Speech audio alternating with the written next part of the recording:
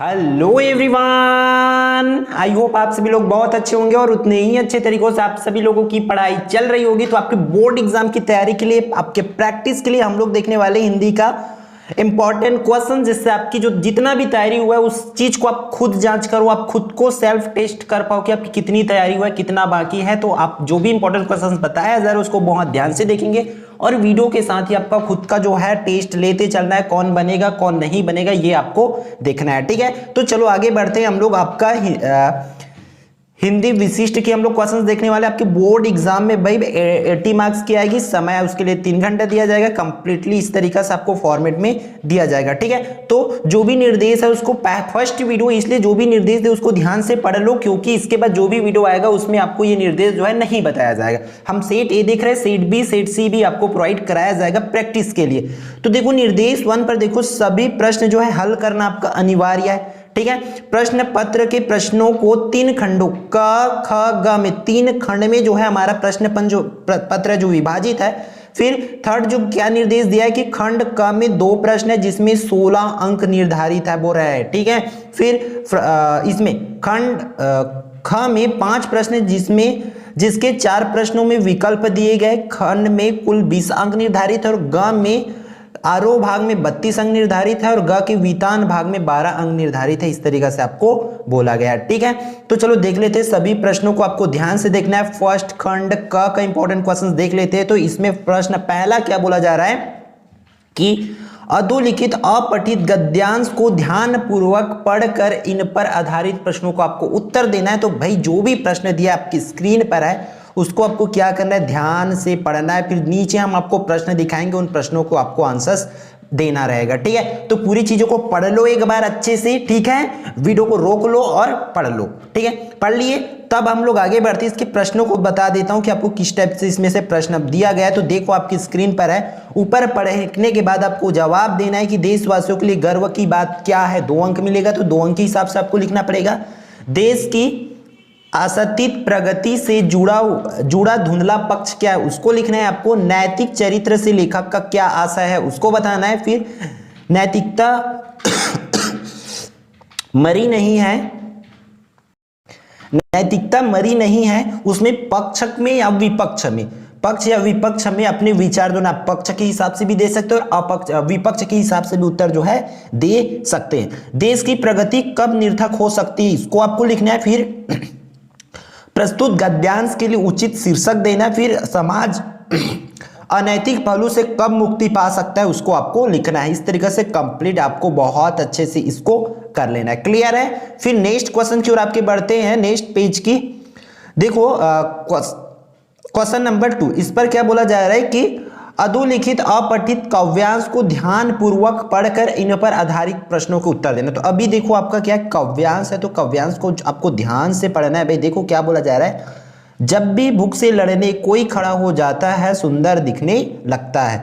झपटता बाज फन उठाए सांप, 2 पैरों पर खड़ी कांटों से नन्ही पंक्तियां खाती बकरी, दबे पांव झाड़ियों में चलता चीता, डाल पर उल्टा लटक, जब फल कुतरता तोता, या इन सब की जगह आदमी होता, ठीक है। आगे लिखा हुआ है इस पर क्या कि जब भी भूख से लड़ने कोई खड़ा हो जाता सुंदर दिखने लगता है। तो इसको पूरे को पढ़ने के बाद आपको देखो नीचे जो क्वेश्चंस आपके स्क्रीन पर आ गए हैं उसका जवाब देना है आपको। क्या बोला जा रहा है फर्स्ट क्वेश्चन पर, बाज तथा सांप में कवि को क्या सौंदर्य नजर आता है उस चीज को लिखना है। फिर इन सब की जगह आदमी होता पंक्ति से कवि का क्या तात्पर्य है उसको आपको लिखना है। फिर कवि भूख से लड़ने को किस प्रकार देखता है उसको आपको करना है। फिर काव्यांश का जो है उपयुक्त शीर्षक आपको देना है, क्लियर है। इन चारों प्रश्नों को आपको जवाब देना है। फिर आगे बढ़ते हैं, आपका नेक्स्ट जो है खंड ख के लिए इंपॉर्टेंट क्वेश्चंस देख लेते हैं। फर्स्ट आपकी स्क्रीन पर आ गया है क्वेश्चन नंबर 3,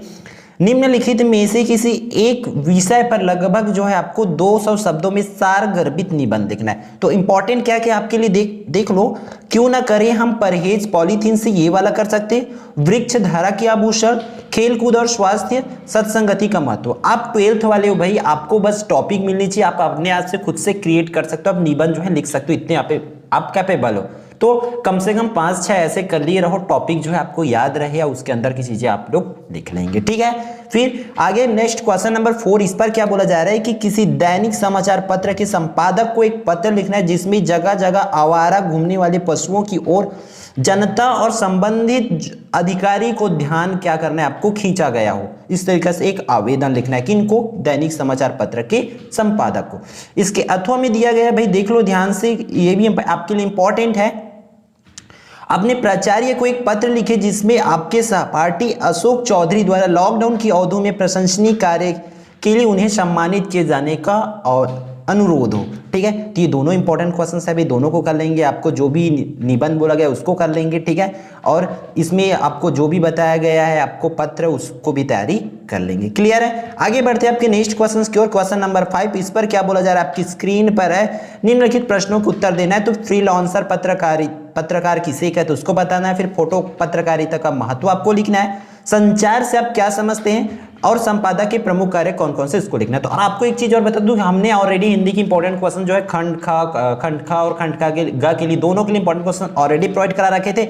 अगर वो पढ़ लिए हो तो आपके बाद आपकी जो तैयारी कंप्लीट हो गया होगा, ठीक है। क्योंकि एक ही सेट में तो सब क्वेश्चन नहीं हो सकता, बट हर एक सेट में अलग अलग करके उन क्वेश्चंस को आपको देखने को मिलेगा, इसलिए वो भी वीडियो जाकर के आप लोग जरूर देख लेंगे। आपको प्लेलिस्ट से मिल जाएगा, या बोल सकते हैं आपको वीडियो को डिस्क्रिप्शन से भी देने का कोशिश किया जाएगा, उसमें भी डाल दिया जाएगा, ठीक है।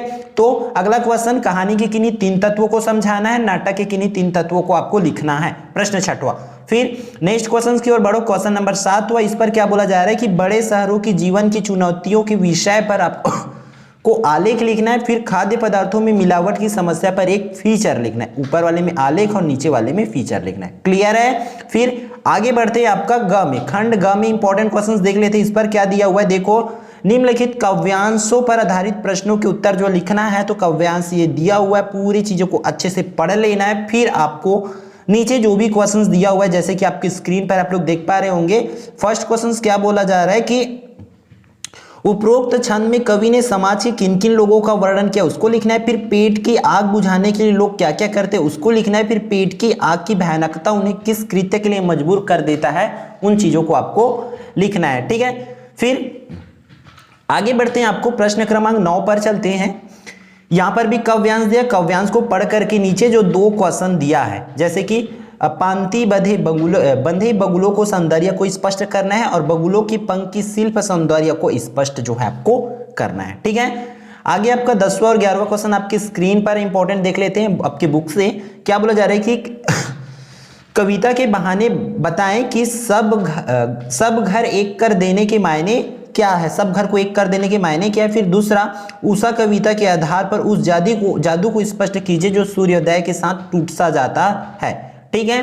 फिर 11वां, अधोलिखित गद्यांश को पढ़कर संबंधित प्रश्नों के उत्तर जो है आपको देना है। तो पूरे गद्यांश को पढ़ लेना है और नीचे क्वेश्चंस आपका क्या क्या है, देश के नागरिकों के चरित्र में किस गुण का अभाव है, ऊपर पढ़ोगे तो आपको पता चल जाएगा। फिर हम किस बात के लिए दूसरों की आलोचना करते हैं। फिर अगला ये 3rd क्वेश्चन जो है, हम आज देश के लिए करते क्या है, मांगे हर क्षेत्र में बढ़ती है, इस कथन को आपको आप व्यंग्य कर रहे हैं, ठीक है। देशवासियों की किस मानसिकता पर व्यंग्य कर रहे हैं, उस चीज को आपको बताना है। क्लियर है। फिर नेक्स्ट क्वेश्चन आपका, प्रश्नों को उत्तर दीजिए। तो परचेजिंग पावर से क्या अभिप्राय, उसको लिखना है। फिर चार्ली की फिल्मों की 4 विशेषताएं आपको लिखना है।